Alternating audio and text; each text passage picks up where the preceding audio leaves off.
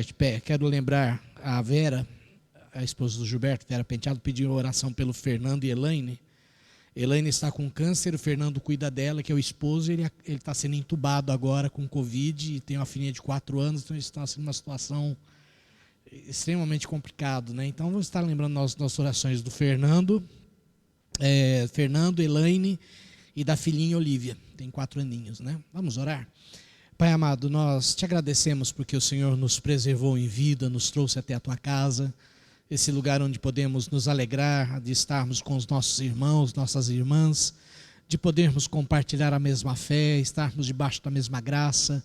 Pai amado, nós nos unimos aqui hoje para te prestar culto por meio da nossa devoção, por meio da nossa meditação, por estarmos nos assentando aos teus pés e pedindo que o Senhor nos ensine. Mas de forma especial como igreja, Pai, nós nos unimos em oração e te pedimos que o Senhor visite, Pai, a vida do Fernando nessa noite, que o Senhor toque o coração deste homem, o pulmão dele, a vida dele, e que o Senhor possa tirá-lo daquele hospital e restituí-lo à sua família totalmente restaurado, curado, para a honra e glória do teu nome, Pai. Abençoa também a Elaine, que o Senhor a visite, ministra sobre o corpo dela, cura dessa enfermidade do câncer, Deus, e que, Pai amado, tu manifeste a tua salvação sobre esta casa, aguarda a pequena Olívia também, Deus, e que sobre essa família resplandeça, ó Pai amado, o sol da tua justiça, e dias melhores venham em que eles possam encontrar paz e poderem testemunhar, Deus, o grande livramento que o Senhor deu. Sê conosco, Pai, dirija-nos, dá-nos a tua companhia e a tua direção nesta noite, é o que nós te pedimos em nome de Jesus. Amém, amém. Vamos nos sentar? Então hoje nós vamos ver se terminamos Oséias, nós vamos começar no capítulo 11 hoje.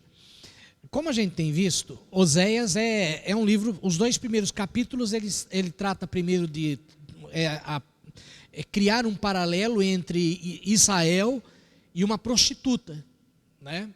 No segundo, ele traça um paralelo entre Israel e uma mulher adúltera, que troca o seu esposo por outros deuses, e daí Deus cria um processo de salvação, de resgate, e a partir do capítulo 3, Deus vai falando o quê? O porquê disso. Por que eu comparo vocês com prostituta? Por que eu comparo Israel com uma mulher adúltera? E ele vai falando das escolhas, da loucura do sacerdote, que os sacerdotes deveriam ensinar e não ensinam, os sacerdotes são corruptos, os reis são loucos, os profetas são desvairados. Então quer dizer, todo mundo que deveria ser pessoas que representassem Deus dentro da sociedade, acabavam se tornando condutores cegos conduzindo outros cegos, que é até uma expressão que Jesus Cristo usa. Se um cego conduz outros cegos, 2 acabam caindo no buraco. Então, no caso, ele fala dessa expressão falando dos fariseus. Olha, vocês são cegos e vocês estão conduzindo o povo que também não sabe para onde vai, e os 2 vão cair no buraco. E aqui no caso é essa questão que ele vai levantando de forma bem abrangente, das escolhas, do desprezo do povo em relação à vontade de Deus, e Deus consequentemente vai falando o que? Olha, vai vir castigo, vai vir punição, vai vir perseguição, vai vir dano, e muitas vezes as pessoas ao lerem esses textos na Bíblia, eles olham o Velho Testamento e falam, mas Deus é muito cruel, Deus é muito severo, Deus é um Deus que castiga, Deus é um Deus que pune. Se você for analisar, para pensar comigo, qual que é um pai irresponsável? O pai irresponsável é aquele que, tendo um filho que dirige que nem um louco, bêbado, tá? O filho dirige bêbado, dirige que nem um louco, e o pai fala, não, tudo bem, Deus guarda meu filho e deixa ele dirigindo. Ou o pai que tira o carro do filho? Qual que é o irresponsável? É o que deixa o filho com o carro ou o que tira o carro do filho? É o que tira o carro do filho. Por quê? Não, é o que deixa. Por quê? Porque fala, não, eu quero o bem do meu filho. E se meu filho continuar de ser, ele vai fazer o quê? Ele vai se matar, vai matar outra pessoa, vai ficar aleijado, vai perder a sua vida. Então, em nome de um bem maior, eu vou preparar situações que podem não ser muito agradável para ele, mas isso visa um bem-estar maior sobre a vida dele, mesmo que ele não entenda as minhas intenções. E muitas vezes os pais são incompreendidos pelos filhos por causa disso, porque os pais muitas vezes são chamados de castradores, de limitadores, de retrógrados, porque os pais falam coisas e retêm se mantêm em certas posições, no sentido de fazer o quê? Olha, eu quero o melhor para você, eu não quero o teu mal. Mas se você continuar nesse caminho e eu não fizer nada, eu sou irresponsável e eu vou sofrer muito com o sofrimento teu, porque quem quer o sofrimento do filho? Ninguém quer o sofrimento do filho, a gente quer o sucesso, o melhor para os nossos filhos. E no caso Deus, então, ele vai tratando justamente, essa é a visão que a gente tem que ver de Deus no Velho Testamento. Quando Deus manda juízo, quando Deus manda adversários, quando Deus manda situações adversas, não é que ele está sendo severo e castigando e cheio de ira e cheio de revolta, mas é um Deus que está com o seu amor tentando poupar o povo de consequências maiores, de danos maiores, de riscos maiores. Tanto que começa o capítulo 11, ele vai justamente traçar esse perfil. A partir daqui Deus vai se apresentar e falar, olha, por que eu estou fazendo isso? Porque eu estou fazendo isso e porque vocês estão passando pelo que vocês estão passando. E ele vai falando assim, quando Israel era menino, eu o amei, e do Egito chamei o meu filho. Como a gente até tinha falado semana passada, há uma conotação dupla. Há tanto aquela referência a Moisés tirando o povo de Israel do Egito, lá no Êxodo, como também Jesus sendo chamado do Egito, depois que Herodes morre, porque Herodes queria matar Jesus e Maria, José e Jesus vão para o Egito e ficam ali por alguns anos.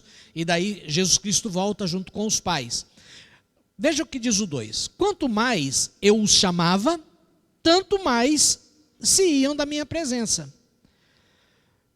Sacrificavam a Baalins, queimavam incenso às imagens de escultura. Ou seja, eu chamava e eles faziam o quê? Se afastavam. Eu sou ruim porque eu chamo meu filho para ficar junto comigo?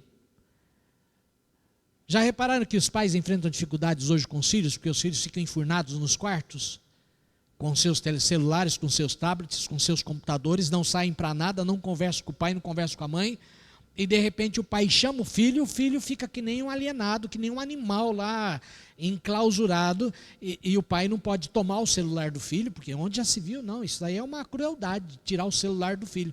Não, crueldade é deixar o teu filho que nem um alienado dentro de um quarto, sem uma convivência saudável. E às vezes os pais chegam para nós como pastores, como já aconteceu aqui na igreja, dos pais ficarem tão alienados que quando vê o filho está se mutilando, o filho está com insights de suicídio, sabe, de conversa de suicídio, daí o pai fala, mas como que chegou nisso? Chegou nisso lá atrás, quando o teu filho entrou no quarto e você esqueceu que ele existe e falou, fica me dando sossego. E muitos pais hoje transferem a responsabilidade do cuidar dos filhos para o celular. Ah, toma o celular, vai brincar. E não se sabe o que o filho está vendo no celular, tá? Nem todos os pais são assim, mas é um grande risco. Então ele fala, olha, eu chamo vocês e vocês vão para longe de mim, e fazem estas coisas, e olha que palavra linda ele diz, atraiu-os com cordas humanas e com laços de amor. Todavia, o que eu tinha feito? O que eu fiz com vocês? Todavia, eu ensinei a andar a Efraim. Tomei-os nos meus braços, mas não atinaram que eu os curara. Eu cuido do povo, eu cuido deste povo, eu zelo por este povo, eu livro do mal, eu faço tantas coisas, e eles não se dão conta que o que eu estou fazendo, mesmo que às vezes seja difícil de entender, é para cura, é para restauração. E chega no verso de número 4, diz, atraí-os com cordas humanas. Como que Deus faz? Ele vai usar circunstâncias humanas, circunstâncias físicas, circunstâncias adversas dentro da nossa condição humana, como se fossem cordas para fazer o quê? Para nos atrair para junto dele. E olha a expressão que ele usa, atraí-os com cordas de amor, com cordas humanas, com laços de amor.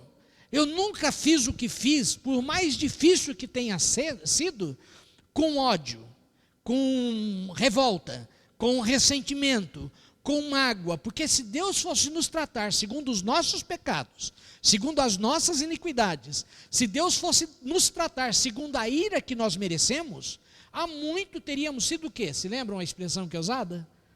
Se não fosse as misericórdias do Senhor, há muito teríamos sido consumidos.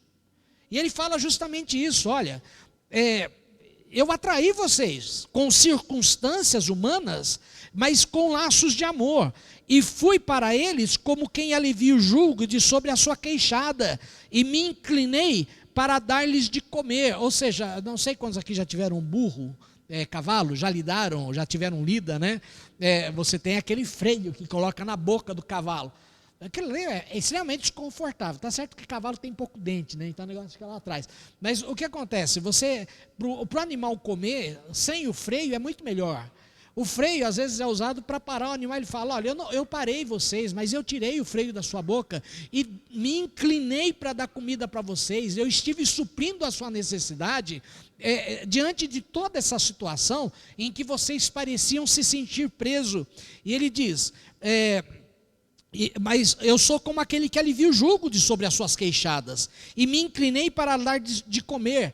Não voltaram para a terra do Egito, mas o assírio será o seu rei, porque recusam a fazer o quê? Qual o problema entre nós?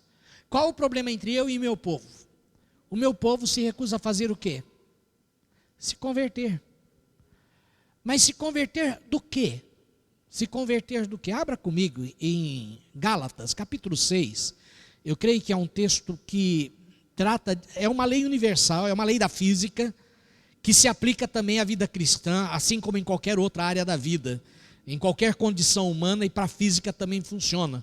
Não sei se já ouviram essa lei. Verso 7 do capítulo 6 de Gálatas, olha o que diz. Não vos enganeis, de Deus não se zomba, pois aquilo que o homem semear, isto também o quê? Ceifará. Toda ação, a lei da física é toda ação produz uma reação contrária em força proporcional. Tudo que o homem semear, ele vai colher. Tudo que nós fazemos, se é bom, nós temos consequências do que é bom. Se é mal, nós temos consequências do que é mal. Você já teve dificuldade de ter que colher consequências de escolhas ruins que você fez? Alguém aqui já teve? Então, ele está falando, olha, você tem que entender o seguinte, quando você planta, você pode não querer, mas você vai o quê? Você vai colher, e quem vai fazer você colher? Deus vai te fazer colher, porque ele fala, de mim você não zomba, ninguém zomba de mim, vocês têm que me levar a sério. O que é zombaria? É quando nós não levamos alguém a sério. Deus está falando, vocês têm que me levar a sério, vocês têm que ponderar a seriedade daquilo que eu tenho transmitido para vocês, daquilo que eu tenho ensinado para vocês, daquilo que eu tenho conduzido vocês. Por quê? Porque dentro dessa perspectiva, vocês devem entender que há consequências quando vocês fazem escolhas ruins.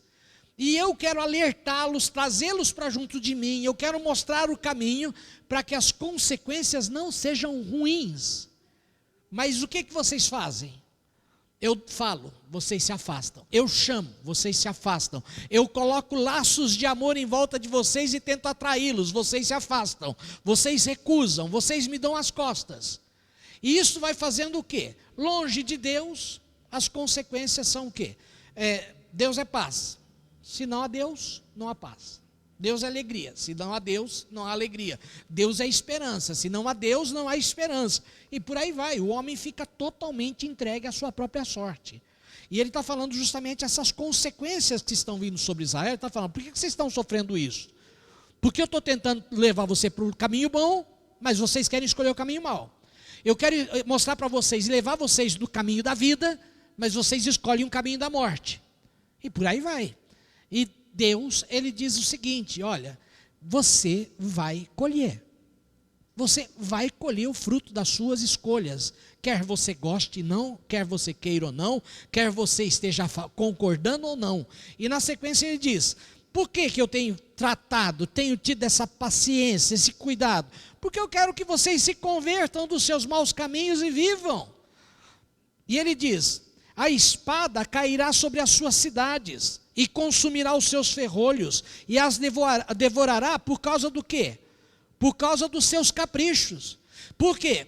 Vocês vão enfrentar tudo isso porque vocês são caprichosos, vocês são teimosos, vocês ficam com reservas em relação a mim, mas não têm reservas em relação ao inimigo. Quer ver uma atitude muito parecida que os pais enfrentam muito com adolescentes? Não sei se algum pai de adolescente já enfrentou isso. Quando o adolescente acha que os amigos são melhores do que os pais, que os conselhos dos amigos são melhores do que os conselhos dos pais. Alguém já viu isso em algum lugar?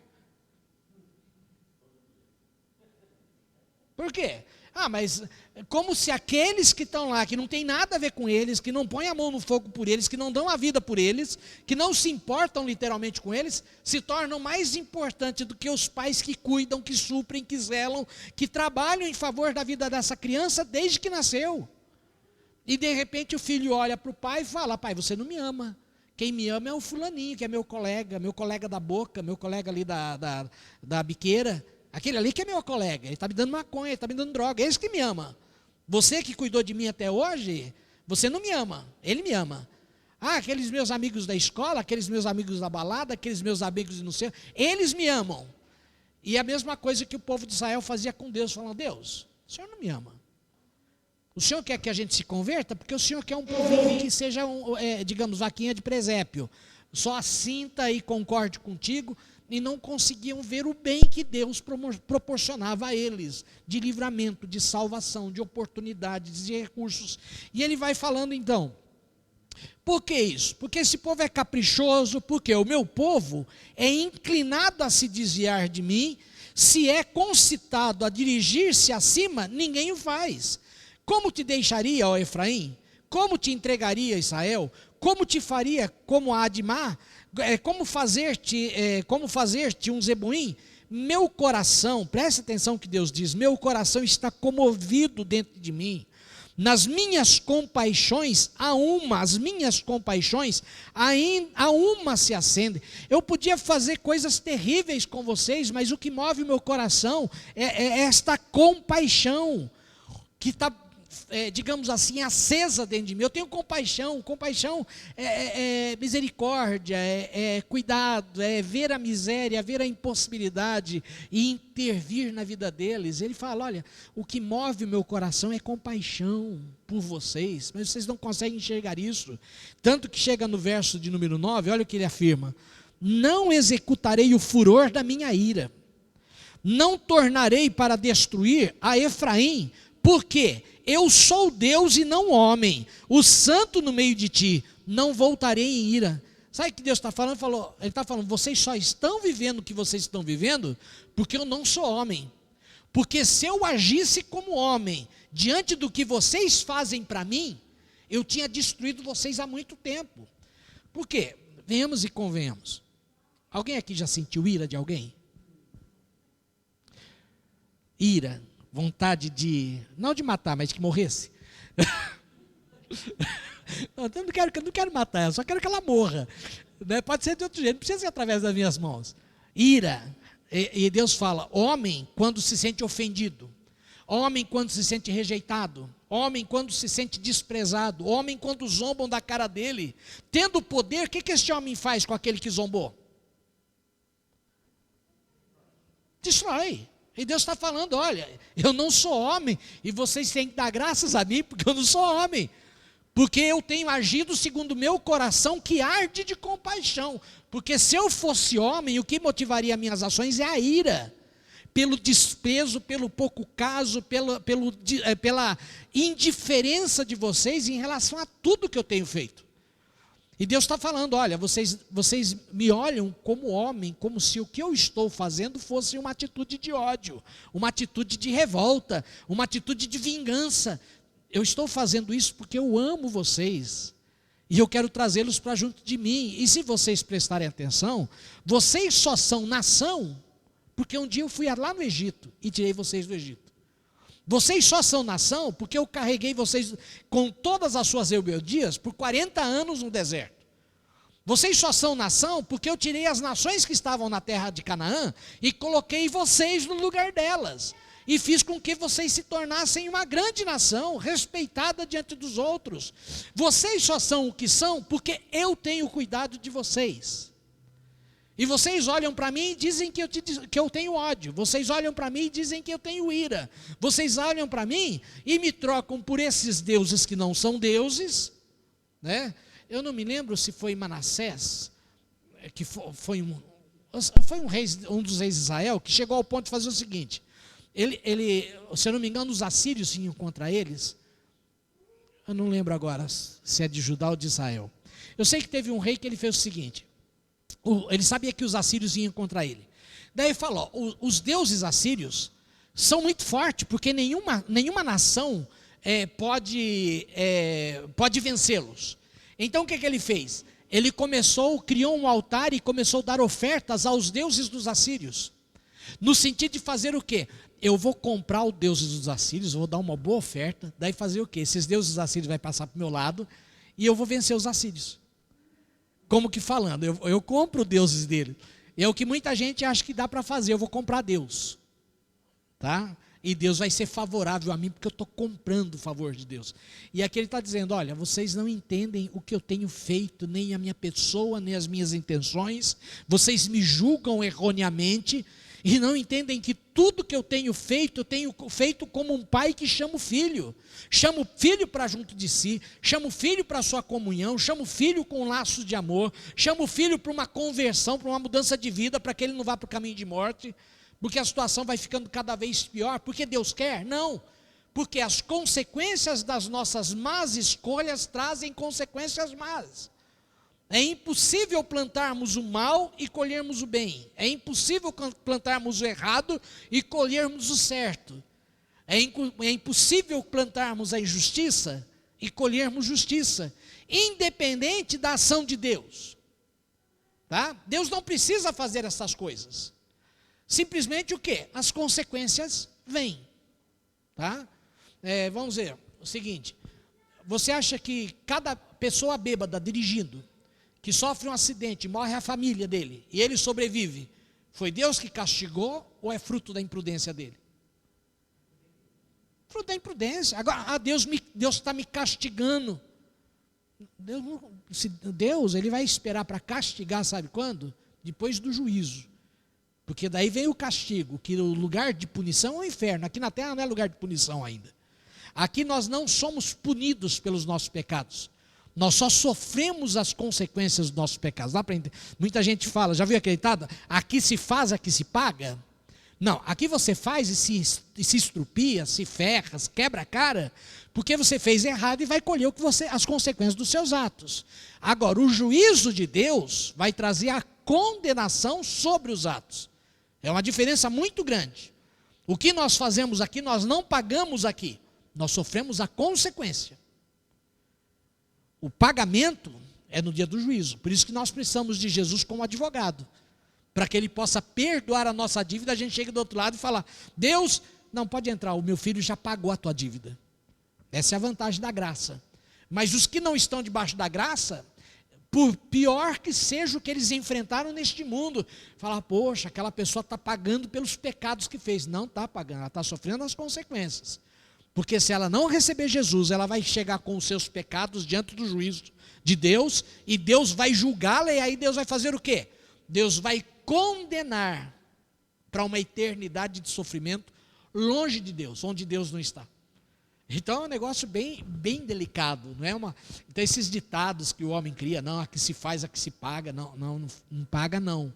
Aqui é só consequência. É só reflexo das nossas escolhas. A eternidade, Deus vai julgar e vai condenar. E aqui continua: andarão após o Senhor, este bramará como leão, e bramando, os filhos tremerão, virão do ocidente.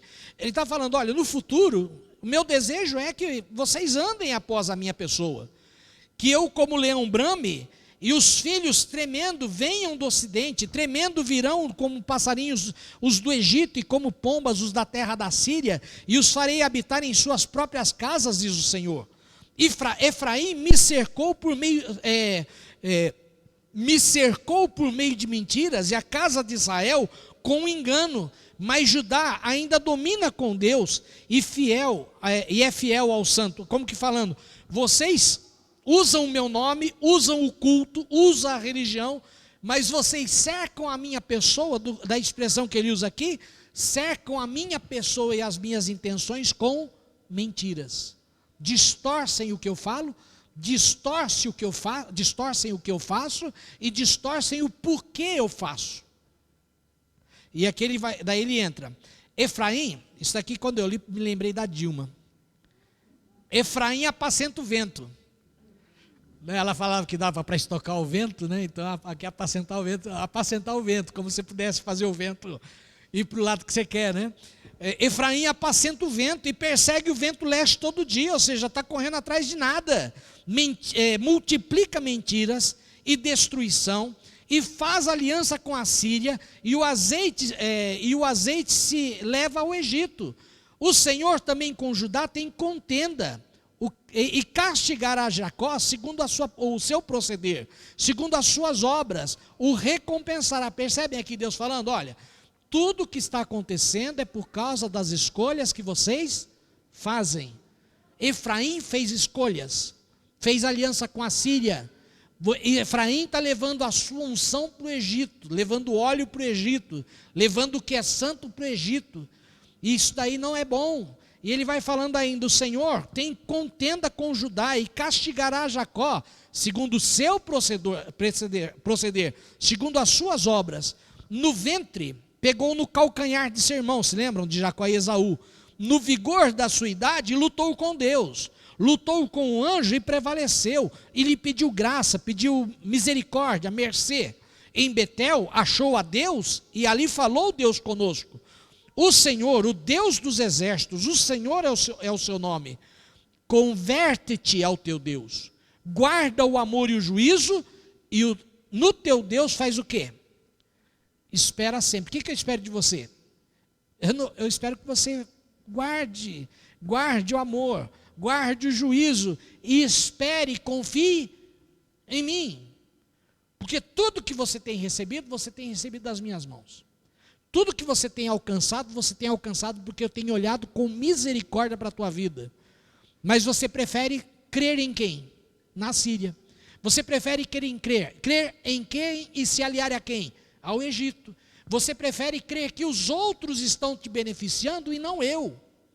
E essa afirmação vai falando, Efraim, mercador, tem nas mãos balança enganosa. Em vez de ser justo, atribuindo a Deus o que é de direito.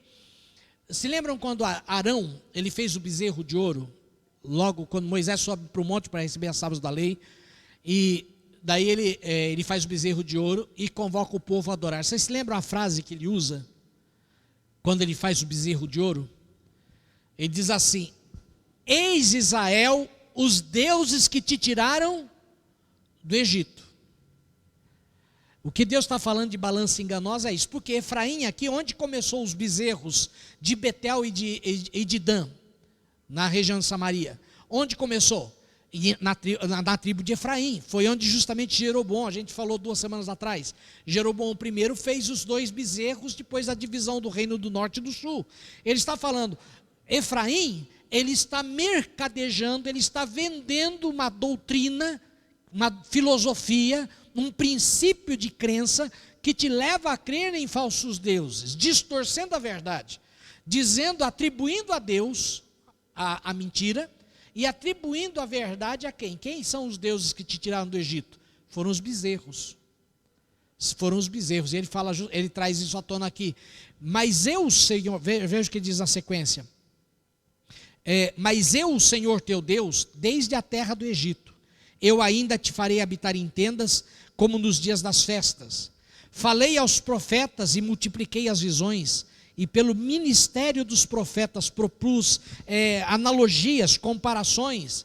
Se há em Gileade transgressão, pura vaidade são eles. Se em Gilgal sacrificam bois, os seus altares são como montões de pedras, nos sulcos do campo.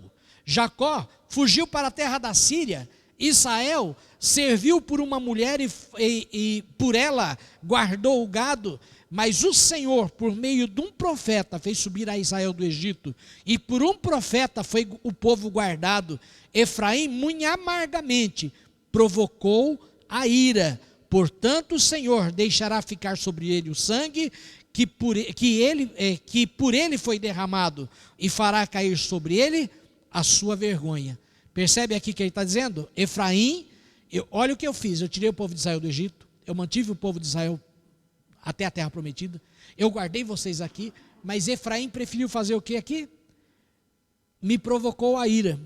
Portanto, o Senhor vai fazer o que com quem provoca a sua ira? Deixará sobre ele o sangue que ele mesmo derramou.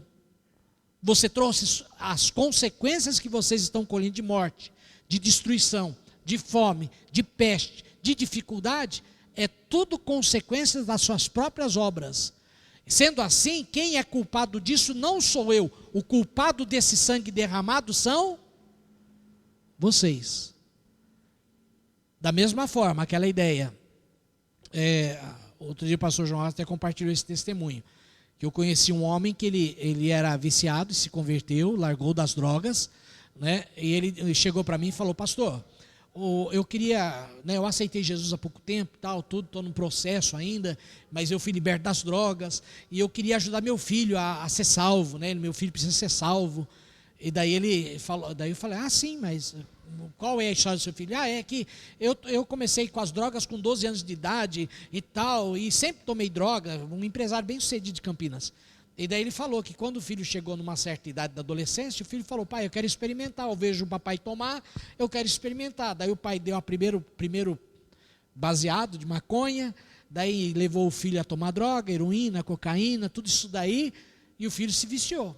O pai se converte, o filho entra numa crise depressiva e comete suicídio com uma overdose. Daí o pai chega para mim e falou: eu queria salvar meu filho. Eu falei: tarde demais, não tem como.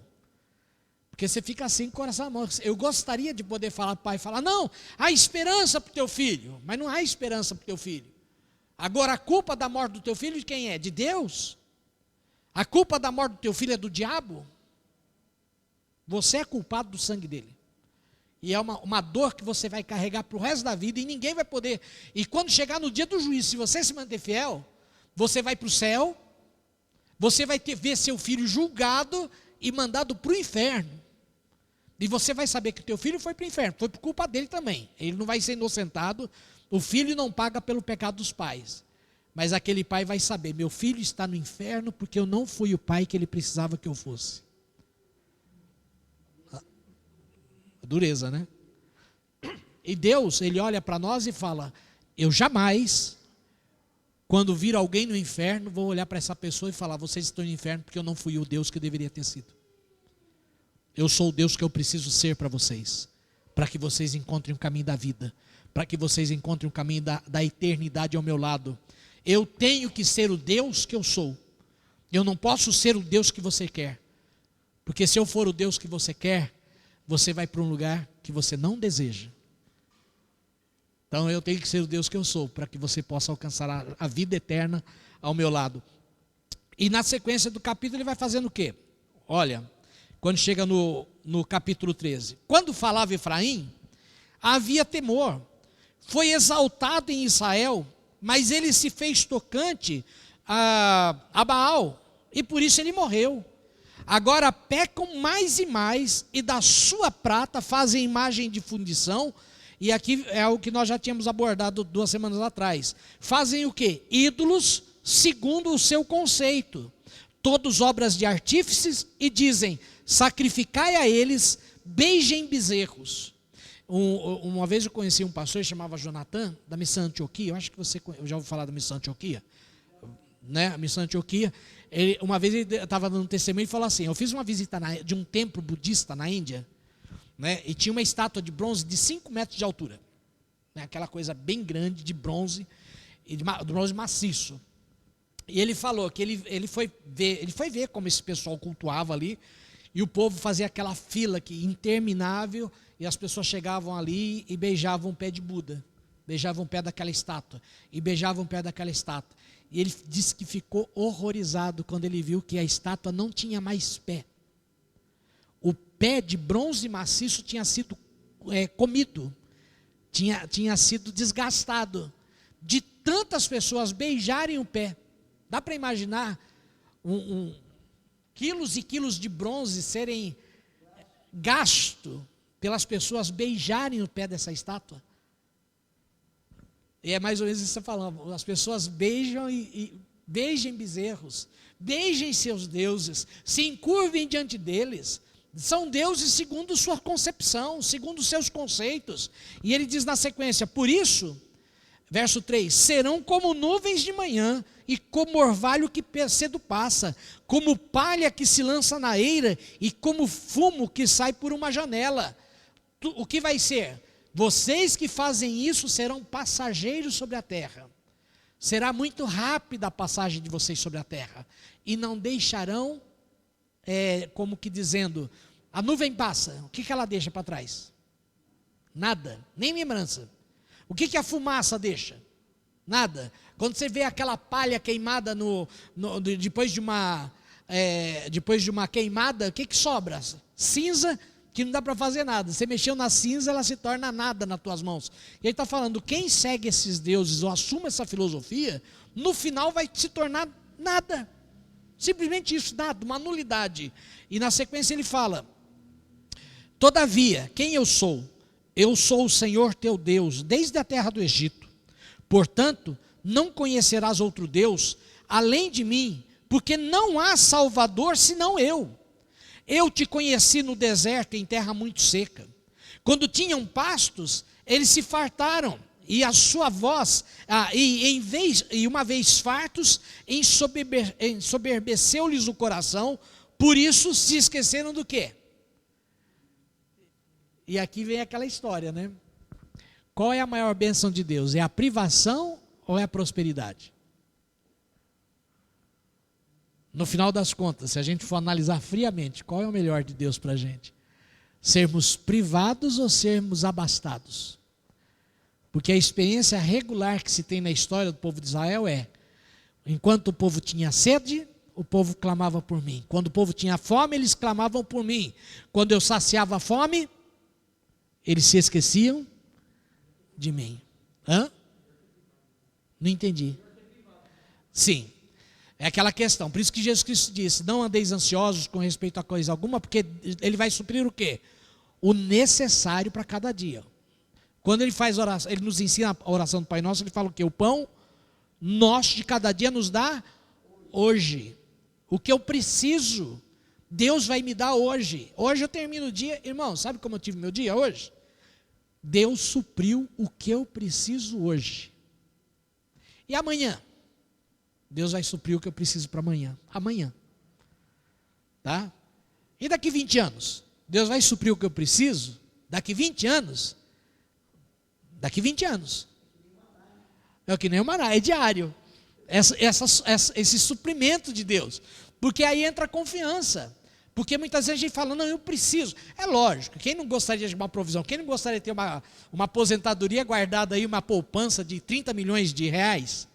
Depois ele fala: bom, descansa minha alma, porque eu posso até me esbaldar um pouquinho com 30 milhões aí numa conta e me aposentar e passar os restos dos meus dias num certo conforto. É lógico que seria ótimo, seria maravilhoso. Quem não gostaria? Só um louco que não gostaria de ter isso. Mas quando nós temos tudo isso, nós corremos o risco de fazermos o quê? De nos esquecermos de Deus. Porque diante da necessidade, nós temos normalmente a tendência de buscar a Deus. Diante da falta da necessidade, ou do suprir de toda a necessidade, nós nos acomodamos e esquecemos de Deus. Por quê? Está tudo bem. Está tudo bem. Né? Eu gosto de uma frase do Fernando Veríssimo. Ele dizia assim: só conheço um verdadeiro ateu enquanto ele goza de perfeita saúde. O cara só é ateu enquanto ele tem saúde, porque o dia que ele perde a saúde, ele reza para Deus e para o diabo. Ele vai atrás de tudo, né? Às vezes tem aquele ateu, né? Eu já tive amigos ateus, né? Mas quando tinha um problema, falavam: você pode fazer uma oração por mim? eu oro, mas é uma coisa louca, não é incoerente da tua parte, você não crê em Deus. Fala: mas se bem não faz, mal também não faz, né? Então, né? Pelo sim ou pelo não. Mas é a loucura do homem, né? O homem é louco. Ele vai falando: olha, eu tenho que cuidar de você, eu tenho feito tudo isso, mas vocês se esquecem de mim. Sou, pois, para eles como leão. Como o povo me vê? Sou para eles como leão, como leopardo, espreito no caminho, como ursa roubada de seus filhos, ou seja, uma ursa ensandecida. E eu os atacarei, e lhes romperei a envoltura do coração, e como leão ali os devorarei, e as feras do campo os despedaçarão. Né? O que ele está dizendo aqui é, olha, eu cuido de vocês há tanto tempo, eu zelo tanto de vocês, mas vocês me olham como se eu fosse um leão selvagem que quisesse devorar vocês. E tem muita gente que pensa assim de Deus. Eu tenho que ir para a igreja, porque senão Deus vai pesar a mão. Eu tenho que dar o dízimo, senão Deus vai pesar a mão. Eu tenho que fazer tal coisa certa, senão... Já repararam que tem gente que vive com medo de Deus? Porque Deus vai pesar a mão. Eu não sirvo a Deus porque Deus vai pesar a mão. Eu sirvo a Deus porque Deus tem poupado de pesar a mão sobre mim. Sabe? É o contrário, Deus é bom. Porque motivo para Deus pesar a mão sobre mim, irmãos, eu já dei muito. Faz 40 anos de convertido, faz 40 anos que eu estou dando motivo para Deus pesar a mão sobre mim. Sabe o que Deus tem feito a cada dia? Ele acorda, não, eu acordo. Ele permanece sempre acordado, ele não dormita. E ele renova sobre a minha vida as suas misericórdias. E eu vivo mais um dia. E esse dia, quando eu for dormir, ele vai estar vigiando, acordado, cuidando de mim enquanto eu durmo. E quando eu acordar de novo, Deus fala, deixa eu recarregar minha bateria de misericórdia para aguentar o Adalberto mais 24 horas, que esse cara é difícil de aguentar. Né? E daí Deus renova a misericórdia. É assim que ele vai cuidando da gente. E nesse processo ele diz, olha, preste atenção no verso 9. A tua ruína, ó Israel, vem de quem? Vem de ti. Se você está na situação que você está, é porque você escolheu estar nessa situação. Mas Deus não está vendo? Estou vendo, mas você que escolheu esse caminho. Você que escolheu o caminho de morte. Você que escolheu o caminho do dano. A destruição vem de você. O dano que você está sofrendo é fruto das tuas escolhas. Você escolheu. Não sou eu que estou de tocaia querendo te despedaçar como um leão, como um leopardo ou como uma ursa louca. Não sou eu. Você está sofrendo as consequências das tuas escolhas. A ruína é escolha tua. Você escolhe a ruína. E olha que interessante que ele diz. E só de mim vem o quê? O teu socorro. O teu socorro vem de mim. A ruína não. Se eu quisesse te arruinar, eu arruinaria. Se eu quisesse te destruir, eu te destruiria. Mas o que eu tenho feito é te socorrido no dia da tua angústia, mesmo quando você não merece. Te socorrido na tua angústia, mesmo quando você me volta as costas. Te socorrido na tua angústia, mesmo quando você se dobra diante de Baal, eu tenho tido misericórdia de você lá na casa do outro Deus. Eu tenho tido misericórdia de ti. Porque a esperança, que se você pode ter esperança de alguma coisa, é porque você sabe quem eu sou. Porque eu não estou atrás de você para te destruir, eu estou atrás de você para te salvar. E eu quero que você se converta. Esse é o recado de Deus para aquele povo. Então, Oséias, ele vai trabalhando de forma bem severa e dizendo, olha, tudo isso que tem vindo sobre vocês, tem vindo sobre as vossas vidas, tem vindo sobre a nação, é fruto do quê? Das suas escolhas. E não tente transferir a responsabilidade para mim, porque eu estou fazendo um curso, né? E eu sei que a gente tinha que fazer um TCC, e estamos fazendo um TCC, vai até o final do ano, em grupo. Detesto trabalhar em grupo. Né? Por quê? Porque nem todos produzem o mesmo num grupo. E eu já carreguei vários grupos nas costas, porque se tem que fazer, eu faço. Porque eu não vou me prejudicar pela incompetência dos outros. Daí eu sei que num dos grupos do curso, né? Teve uma pessoa que queria entrar, mas é uma pessoa que não fez nada o ano inteiro, não fez nada o curso inteiro, numa folga, numa displicência, e sempre pedindo ajuda, mas pedindo aquela ajuda. Você fez tal coisa? Passa para eu. Você fez tal coisa? Passa para eu. Né? Para a pessoa simplesmente copiar e mandar, só mudar o nome ali, se é perigoso nem tirar o nome. Né? Na cara de pau. Daí eu sei que, daí a gente chegou para o responsável do TCC e falamos, olha, nós nos recusamos que essa pessoa faça parte do nosso grupo. Porque quem está no grupo são pessoas maduras, responsáveis e nós não queremos esse tipo de pessoa no grupo, porque a gente vai ter que trabalhar para ele e não vai fazer nada. Daí ele postou no grupo o seguinte: a humanidade hoje carece de empatia. Daí deu uma vontade de dar uma resposta. Empatia? Mas o que é empatia para você? Eu carregar a pedra e você ficar do meu lado assoviando? Né? Fala, vai, eu tô contigo, vai nessa. Faz o nosso serviço que lá na frente a gente recebe o salário, o teu salário você divide comigo ainda. Você faz todo o serviço, você divide o lucro comigo. É uma coisa de louco como as pessoas olham. E muitas pessoas olham Deus assim, falam, Deus, elas querem que Deus faça tudo independente elas não querem sofrer as consequências das suas escolhas. Né? E Deus ele vai tratando dessa forma muito clara, e onde ele fala o verso 10, onde está agora o teu rei, para que te salve em todas as tuas cidades? Não foi o teu rei que fez os bezerros? Não foi o teu rei que estabeleceu os altares? E os teus juízes, dos quais dissestes, dá-me rei e príncipes, dei-te um rei na minha ira, e tu tirei no meu furor. As iniquidades de Efraim estão atadas junto ao seu pecado, juntas, e o seu pecado está armazenado. Dores de parturiente, dores de parto lhe virão. Efraim é filho louco, insensato, porque é tempo e não sai a luz ao abrir-se a madre. Como falando, Efraim está sofrendo como aquele parto interminável. Dá a luz, mas a criança não sai. Né? E não sai, e só dói, e a criança não sai. Ele está falando, vocês estão em dor de parto, por quê? Porque vocês têm escolhido o mal. E diz, o que eu vou fazer? Qual o meu compromisso? Eu os remirei do poder do inferno. Eu os resgatarei da morte. Onde está, ó morte, as tuas pragas? Onde está o inferno, a tua destruição? Meus olhos não veem em mim arrependimento algum. Como Deus falando, não há nada que eu tenha feito por vocês que eu me arrependa. Porque tudo que eu fiz foi para redimir vocês. Paulo usa essas mesmas palavras em Coríntios 15.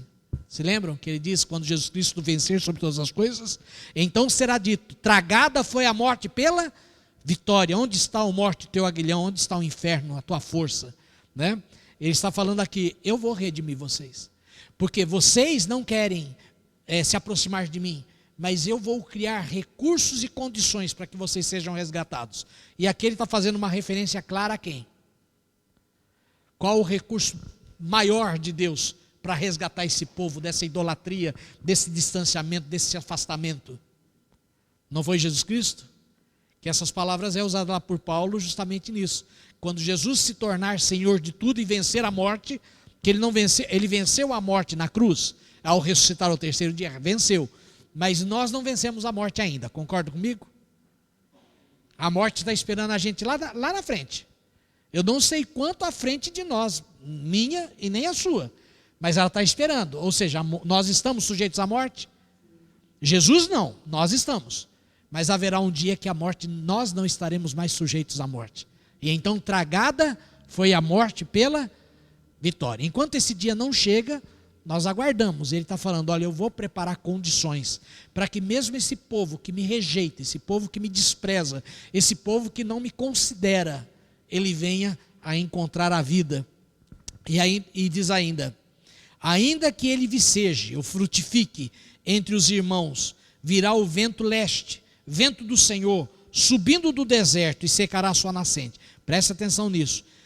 Olha, vocês têm feito escolhas, vocês têm sofrido as consequências, e Deus então fala, ainda que ele viceje, ainda que Efraim, ainda que Israel, ainda que Judá frutifiquem entre os irmãos, virá o vento leste, vento do Senhor, subindo do deserto e secará a sua nascente, e estancará a sua fonte. Ele secará o tesouro de todas as coisas preciosas. Samaria levará sobre si a sua culpa, porque se rebelou contra o seu Deus. Cairá a espada, seus filhos serão despedaçados e as suas mulheres grávidas serão abertas pelo meio.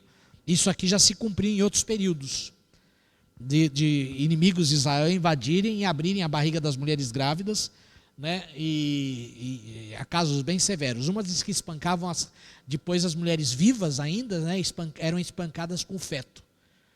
E havia um grupo mais terrível ainda, isso da Idade Média, que pegavam, abriam as barrigas das mulheres grávidas e colocavam gatos dentro e costuravam, gatos vivos, que era um método de tortura.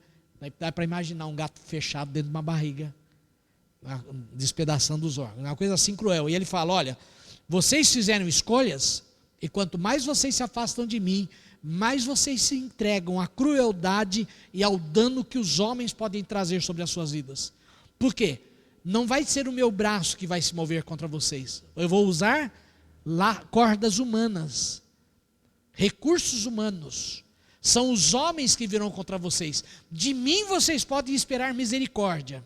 Dos seus inimigos, tá?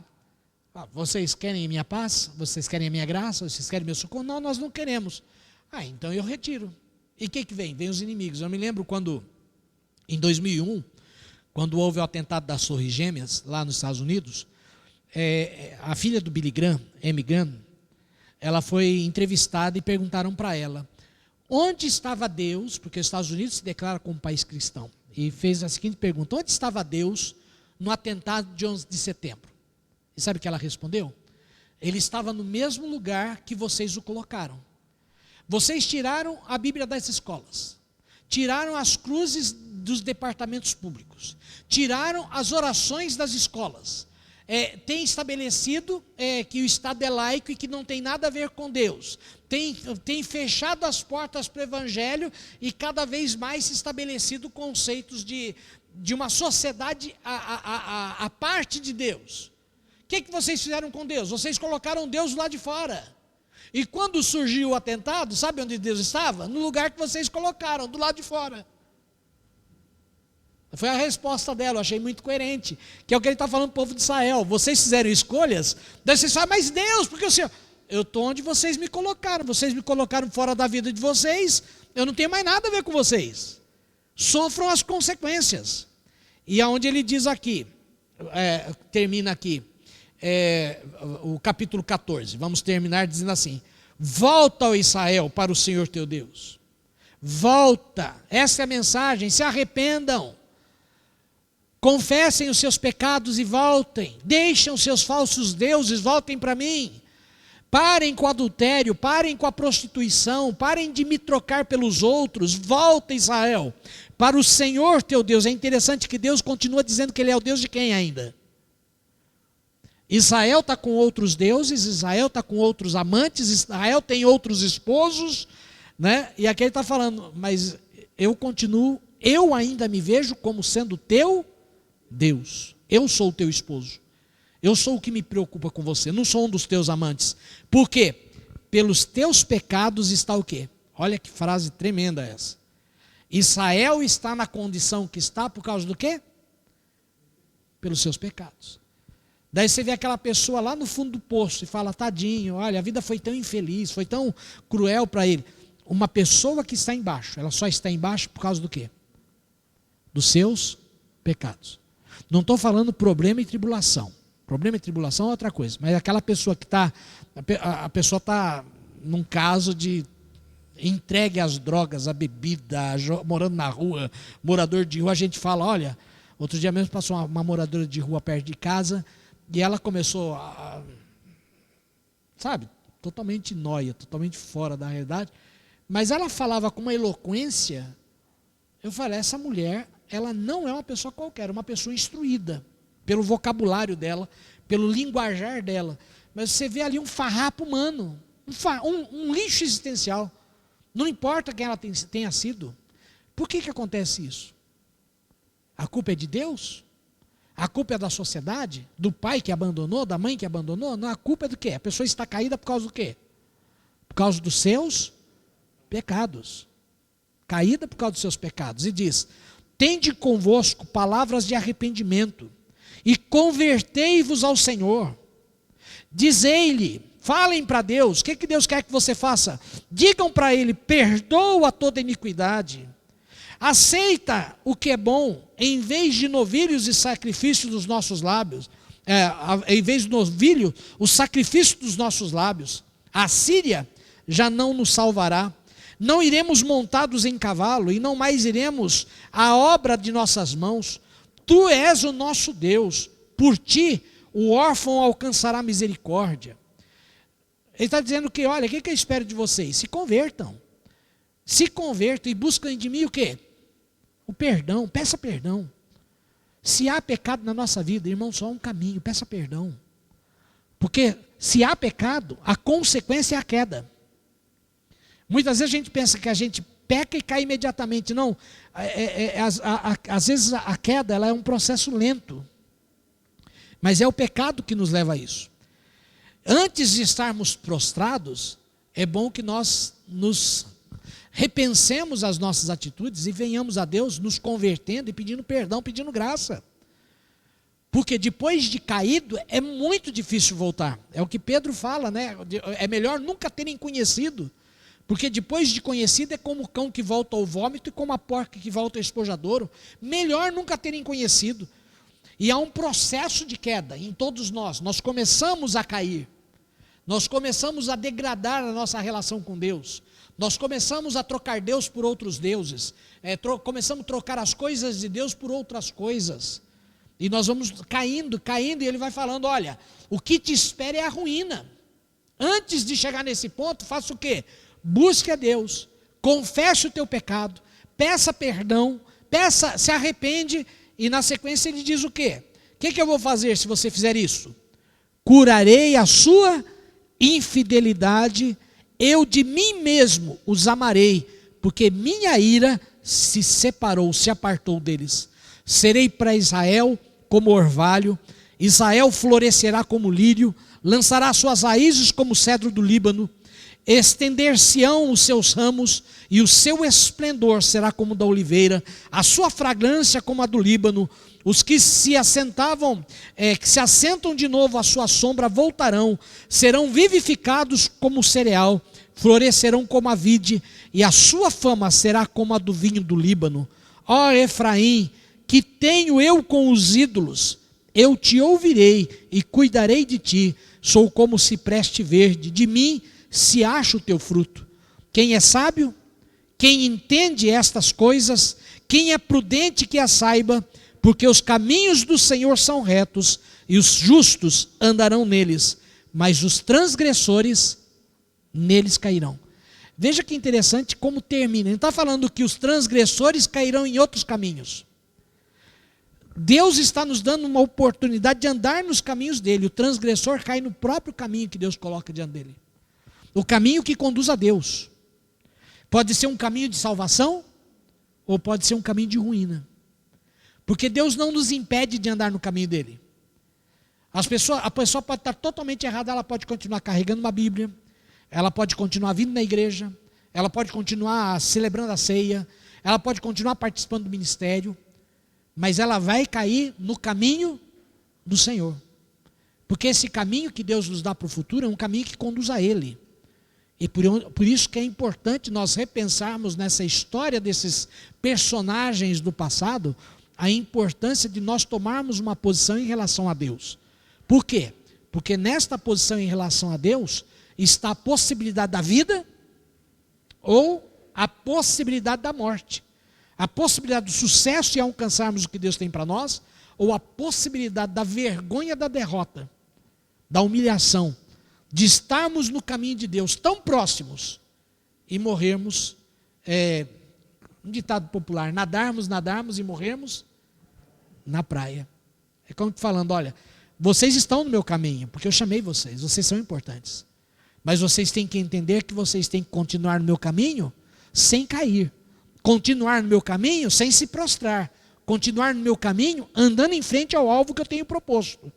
Porque neste caminho que eu tenho dado para vocês, ou vocês vivem e chegam até o final, ou vocês morrem nele. Mas o que eu tenho posto diante das vossas vidas é o meu caminho. Não se enganem, não tem outro. É o caminho de Deus. Deus está te dando uma oportunidade maravilhosa. Nós que somos cristãos, somos extremamente privilegiados. A maioria da humanidade não conhece isso. A grande e esmagadora maioria não conhece isso. Só que sobre nós repousa uma responsabilidade muito maior. porque nós levamos o nome de Deus. E por levarmos o nome de Deus, maior juízo sofreremos nós do que eles. Por isso, pondere o que diz Oséias, acrescente à tua vida esse conhecimento e guardem bem esse capítulo 14. O que Deus espera de você? Pondera o teu caminho, se arrepende, peça perdão e viva. Viva para Deus e experimente o melhor que Deus tem para a tua vida, porque Ele te fará florescer, Ele te fará criar raízes, Ele te fará exalar um perfume sem igual, Ele fará com que a tua vida se torne algo digno das pessoas degustarem no prazer, como Ele fala aqui do vinho do Líbano. A tua vida vai ser, as pessoas vão falar a respeito de você, falar, olha que exemplo, que vida, é prazeroso que nós vemos na vida dessa pessoa. E Ele está falando, eu vou fazer isso. Se vocês, como diz o final do último versículo, os retos, os caminhos do Senhor são retos, e os justos andarão neles. Mas os transgressores nele cairão. A questão é, eu e você estamos no caminho, quem somos? Justos ou transgressores? Pense a respeito. Eu sei de mim, vocês sabem de vocês. Cada um cuide de si mesmo e se apresente diante de Deus. Amém? Espero que tenha sido válido. Nós já estudamos metade dos livros proféticos dos profetas menores, tá? Sistematicamente, lendo versículo a versículo. Se você nunca tinha lido, você leu pela primeira vez, tá? Faltou alguns. Eu estou pensando da gente começar Obadias e Amós, trabalharmos dois. Obadias é o menor livro do Velho Testamento. Tem 21 versículos. Facinho de ler, né? 21 versículos. Poxa, a gente leu aqui mais de 30 versículos hoje. Domingo não, quinta-feira que vem. A gente volta para dar continuidade aos profetas menores, tá? Se vocês quiserem dar uma pausa e a gente abordar outros assuntos num período, também a gente está aberto. Falar, pastor, estou cansado de ouvir falar do profeta menor. Vamos tratar alguma coisa mais moderna, falar de Jesus, falar da igreja, falar de doutrinas. A gente está aberto também, tá? Depois a gente pode dar uma pausa e voltar nesse assunto depois no outro período do segundo semestre. Não tem problema, mas vocês compartilhem com a gente, tá? Se vocês tiverem algum interesse, algum assunto, também a gente está aberto a discutir. A gente parou Oséias agora, a gente pode entrar novamente nos próximos, ou podemos entrar em outras áreas para diversificar o cardápio, digamos assim, né? Do que estamos servindo para vocês. Espero que tenha sido válido. Domingo que vem, culto normal, né, pastor João Rosa? Normal, orando para que Deus guarde os irmãos da comunidade, da família da fé, né? Porque estamos ainda num período de crise, um período de severidade em relação ao Covid. Muitas pessoas estão ao nosso derredor sofrendo, algumas estão morrendo, e nós temos que estar atentos e tomarmos os nossos cuidados. Sábado mesmo vou me vacinar logo cedo, já até deixei preparado o pregador, se passar mal, né? Tem um monte de gente passando mal aí, né? Falar, bom, pelo sim ou pelo não, eu creio que vou estar bem no domingo, mas a gente vai se vacinar sábado. Hã?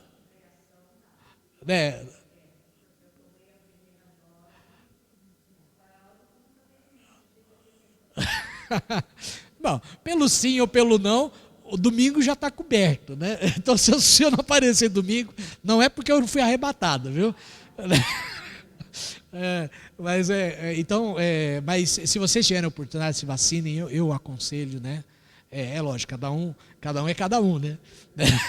Cada um é cada um, cada mente sua sentença, mas exatamente, e sofrerá as consequências das suas escolhas, né? Depois vai falar, não podia, né? Então sejam prudentes aí. Nós temos tido testemunhos tristes, temos tido testemunhos felizes de superação também, né? Então, nesse processo todo, há todas as notícias. Há as tristes, há as alegres, né? Há os de perda, há os de grande ganho, há aqueles que se foram para sempre, aqueles que foram restaurados e restituídos. Então, nós nos alegramos em Deus. Domingo de manhã, 8 horas, normal. Sábado, 7 horas, 7:30 da noite. E domingo, 7 horas da noite também. Venham participar. Amanhã tem Vida Nova. Fundamentos da Fé, exatamente, tem Fundamentos da Fé. Isso. Então, aqueles que estão fazendo, continuem vindo. E já a semana que vem começa com a Michele. Ela vai estar abordando a figura do homem, antropologia, né? Então, vai ser importante também. É isso. Deu para gravar, César? Ah, voltou a câmera? Ah, que maravilha, tá vendo? Só o pastor sair de perto a coisa funciona. O pastor só atrapalha. Né? O pastor só atrapalha. Por isso que Pedro falou, ó, vou me concentrar em ensinar a Bíblia e orar, porque o resto vocês fazem, viu? A gente vai fazer as coisas, só atrapalha o serviço dos outros, tá vendo? Vamos orar, vamos ficar de pé. Pai amado, te louvamos, despede-nos da tua graça, despede-nos debaixo da tua paz. Que o Senhor nos leve, Pai, guardados pelas tuas mãos fortes. E de forma especial, Pai, nós te damos graças pelo grande amor que o Senhor tem demonstrado a nós, pela tua salvação, pela tua misericórdia que se renova, porque, Pai amado, é tão grande o peso dos nossos pecados, mas na cruz, Deus, o Senhor nos trouxe o alívio eterno, para que nós não tenhamos mais que carregar esse fardo, Deus, o fardo da nossa culpa, nos resgatando do mal, nos resgatando da morte, por meio de teu Filho Jesus.